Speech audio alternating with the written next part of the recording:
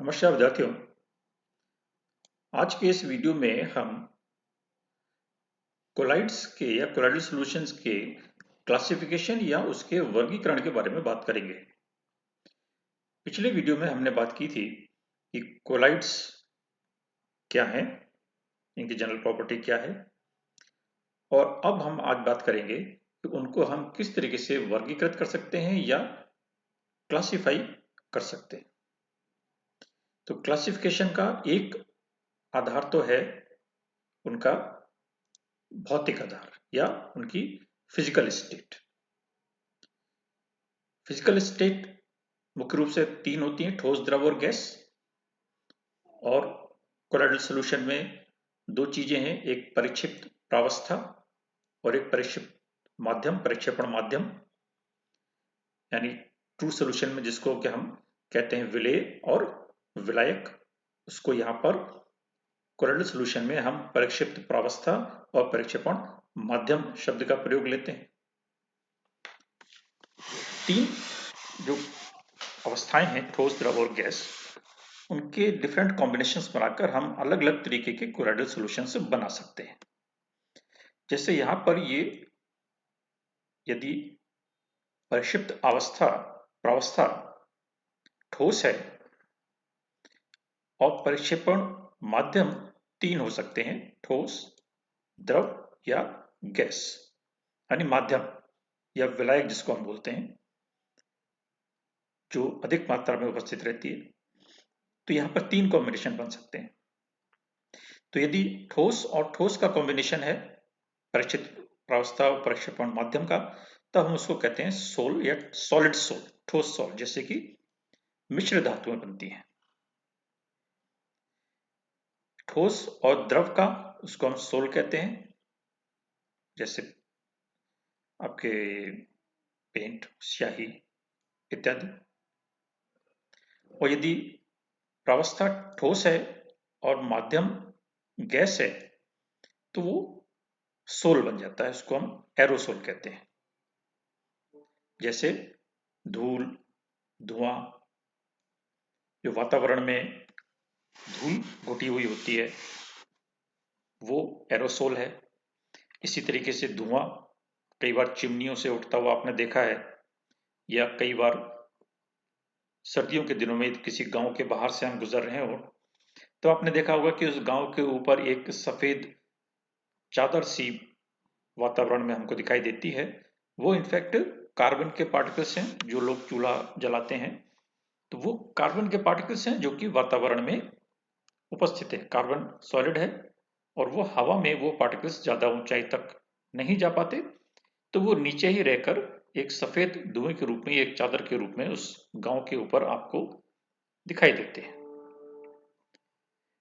इसी तरीके से यदि प्रावस्था द्रव है और माध्यम आपके तीन हो सकते हैं, यदि ठोस या द्रव या गैस।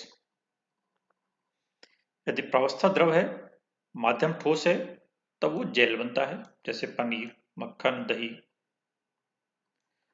और यदि माध्यम द्रव है तो वो इमल्शन बन जाता है, जैसे दूध, क्रीम।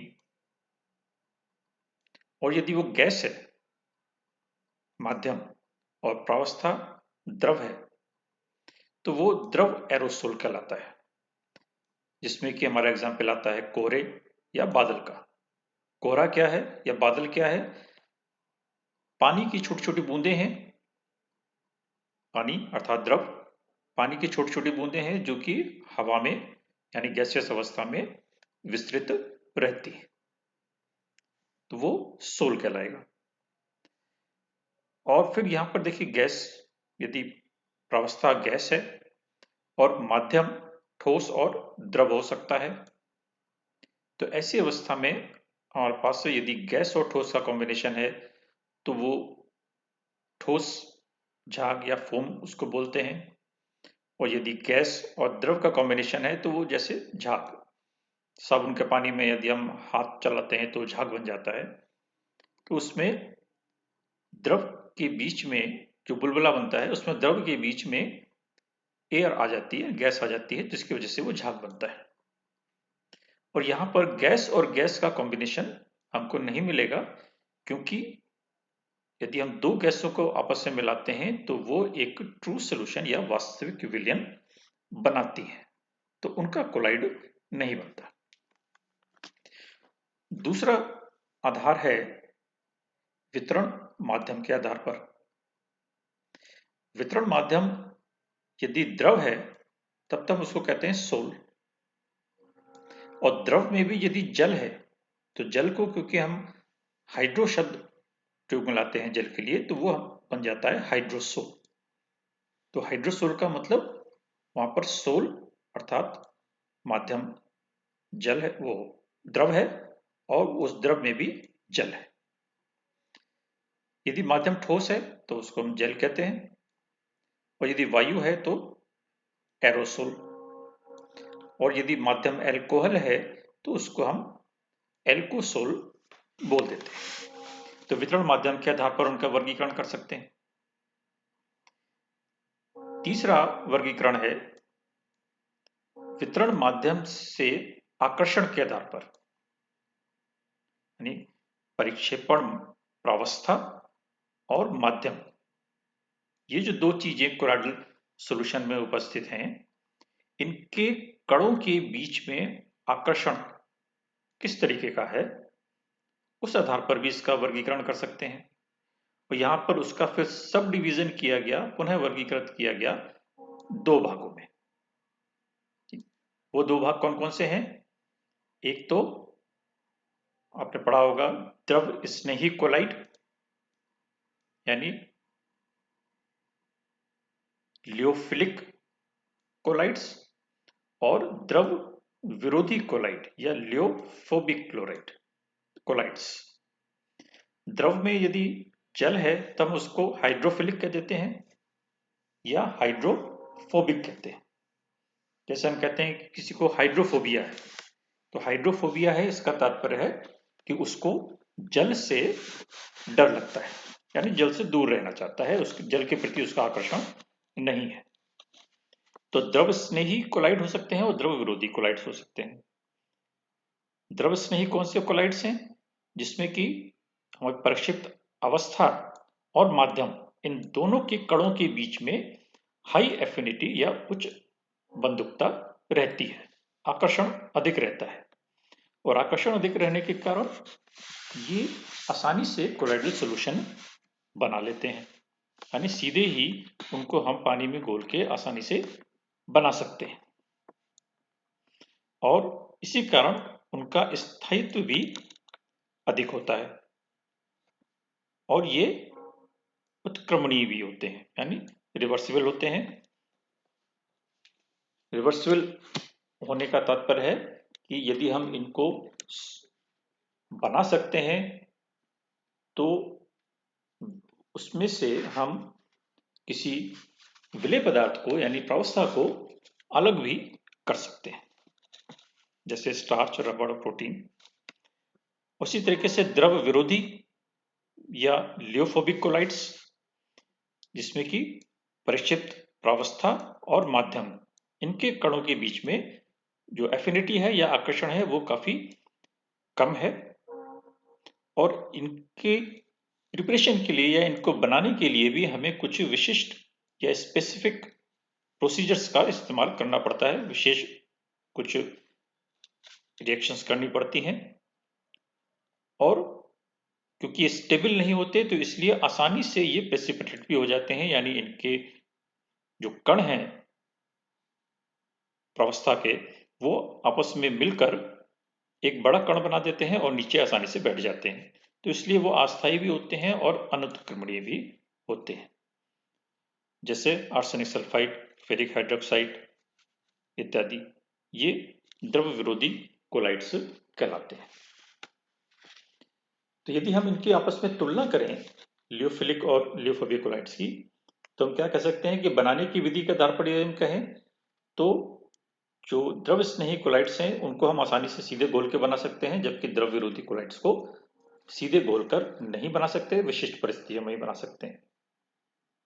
कणों के आकार पर यदि हम इनको कहें तो कोलाइडी कणों के आकार, इनके जो अणु होता है द्रव स्नेही में, ये कोलेडी कणों के आकार के होते हैं और द्रव विरोधी में ये कण, इनके कण कई छोटे छोटे कणों के मिलने से बनते हैं। कोलेडी विलयन की प्रकृति के बारे में यदि हम बात करें तो द्रव स्नेही या लियोफिलिक कोलाइड्स रिवर्सिबल या उत्क्रमणीय है, जबकि द्रव विरोधी अनुत्क्रमणीय होते हैं। स्टेबिलिटी की यदि हम बात करें तो द्रव स्नेही कोलाइड स्थायी होते हैं, जबकि द्रव विरोधी कोलाइड अस्थायी होते हैं। ठीक है। विद्युत अपघट्यों का यदि हम प्रभाव देखें, इलेक्ट्रोलाइट्स का प्रभाव देखें, यानी उन सॉल्यूशंस में यदि हम कोई एक्स्ट्रा इलेक्ट्रोलाइट बाहर से डाल दें तो उसका क्या प्रभाव पड़ता है। तो द्रव स्नेही कोलाइड्स जो हैं वो तो अधिक मात्रा में अवक्षेपित हो जाते हैं, यदि विद्युत अपघट्य की मात्रा अधिक है तो उनका अवक्षेपण हो जाता है, जबकि द्रव विरोधी कोलाइड्स जो होते हैं वो थोड़ी सी मात्रा डालने पर ही आसानी से अवक्षेपित हो जाते हैं। विद्युत क्षेत्र में यदि हम अभिगमन की बात करें तो इनके कण कैथोड या एनोड की तरफ अभिगमन कर सकते हैं, क्या करते हैं या बिल्कुल नहीं करते।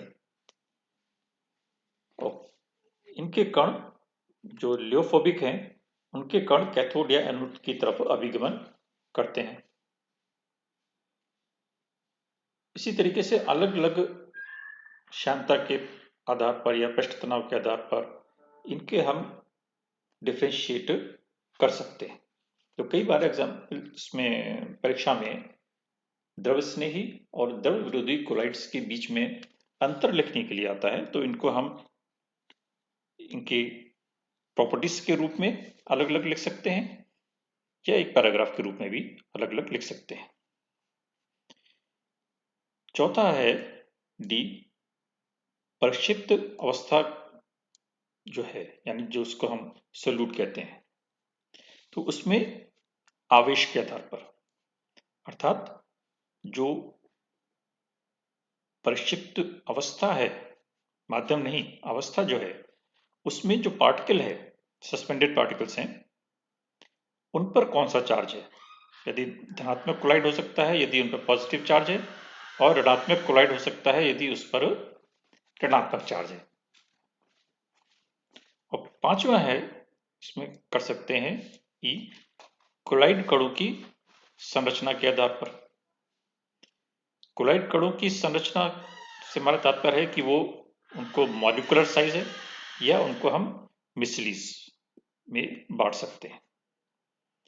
आणविक कोलाइड के कण एक बड़े कण के समान होते हैं, इनकी संरचना छोटे अणुओं के समान होती है, और जबकि मिसली कई सारे अणुओं का एक समूह होती है जो आपस में वैन डर वाल्स फोर्सेस के आधार पर जुड़े हुए रहते हैं। तो मिसलीज के अध्ययन अलग से भी किया जाता है।